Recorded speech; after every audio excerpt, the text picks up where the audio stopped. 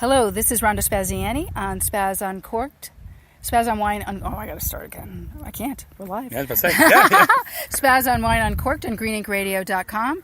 And this is me talking after the wine tasting. Gregory has not been wine tasting. Gregory Post is our wonderful pourer. What's your official title, Gregory? I would just say tasting room attendant, Tasting room attendant. And so we tasted 4 wines, but there's usually, you can go up to 8 in your tastings? You can go up to, right now, 7 in the tastings. We have 9 wines available for purchase, but if you were to do front and back of a card, you would get 4 wines on the front and 3 on the back.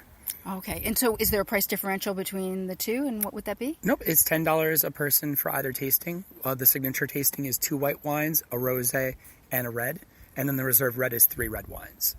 Very nice. Yeah, we had the 4 tastings. Yes. And that was excellent.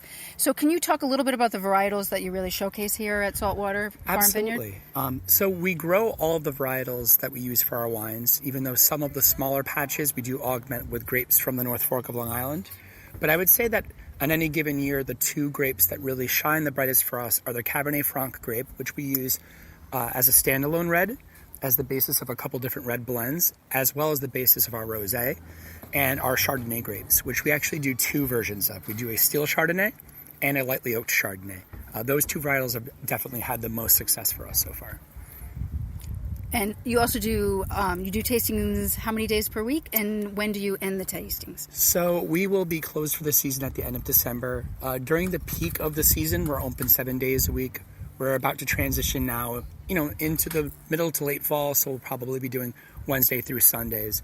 And then we'll just slowly kind of keep that up until it gets near Christmas time, and then we have our big end of the year party, and then we shut down for a few months and then open back up again in the spring. And you do weddings and private events here as well, We correct? do. Yep, we are actually a fabulous wedding destination. During the peak of the season, it's not uncommon for us to have weddings booked on Friday, Saturday, and Sunday.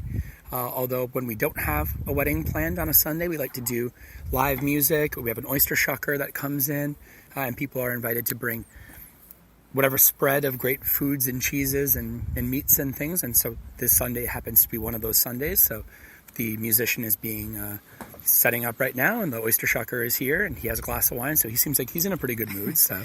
Well, we had 30 people from the Eastern Connecticut chapter of the American Wine Society, and we brought a ton of food, and it's been really convivial. And Gregory is an amazing host. I don't know if that's the correct term, but works for me. The wine host, and very informative, very educational. And we're standing outside, and we're looking over the vineyard, and it's just absolutely gorgeous here. So I strongly encourage you to come down here between now and December, and also look into it for your next event. It was really wonderful, and the wine, I have to say, I prefer an unoaked Chardonnay, and for me to discover a local unoaked Chardonnay was really fabulous. Yes. It was really delicious, and I'm going in to buy another bottle of that really soon, and we've just had a really great event. So anyone that's looking to book group events, you also host that. They reserved tables for us. It was really seamless to get the booking, and our customer servicing was really superlative.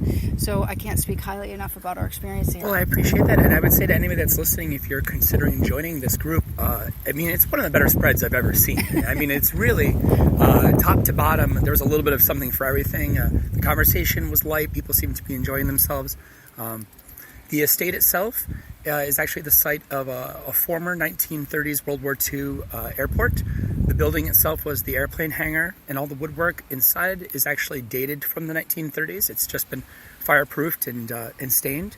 And for anybody that's listening, if you have a plane, we actually maintain our active grass runway license. So with an advance notice, you can actually fly to the vineyard. Just give us a heads up so that we can chase the Canadian geese off the runway for you.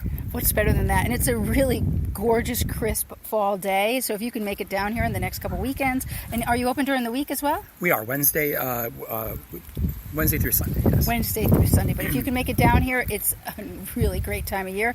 It's nicely busy here. The energy is good. It's not mob, but it's just right.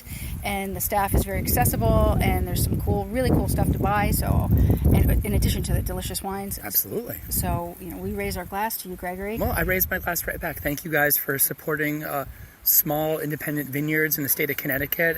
It's definitely something of a pride point to be able to work for a company that is adding something to the community I grew up in. And, at a time where the casinos are not obviously going to be the stalwarts that they always were, it's good to see businesses like this thriving and hiring locals and encouraging us to stay in southeastern Connecticut where we were raised. So, yeah, it's just amazing. And so I say support your local vineyard, support our local employees of the vineyard, and come down to Saltwater Farms before December 16th and consider them for your next event and wedding venue. So I thank you for listening to Spouse on Wine and Cork. This is the first time we've been live, so I apologize for my stumbled entry, but it was live. It was a nice recovery, and like any plane landing and takeoff, sometimes it can be a little hectic, but I think it was pretty smooth. So, well, thank you so much. So thank you guys for tuning in, and we'll see you on the next episode of... I got to stop talking because I had the wine tasting and I've been guzzling. Spaz on Wine Uncorked on greeninkradio.com, which is an experience for the curious mind, hosted by a collective of imperfect gurus. Thanks for tuning in. Cheers. Cheers.